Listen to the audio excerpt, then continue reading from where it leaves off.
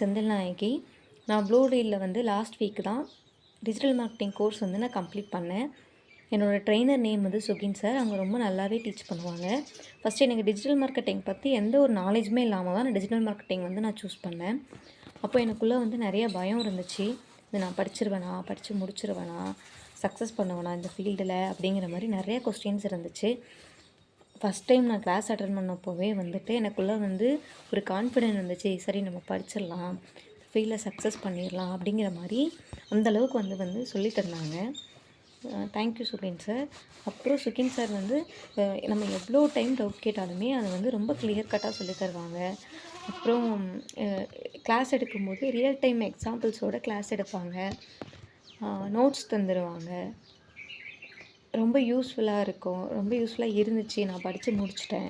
Thank you Sukin sir.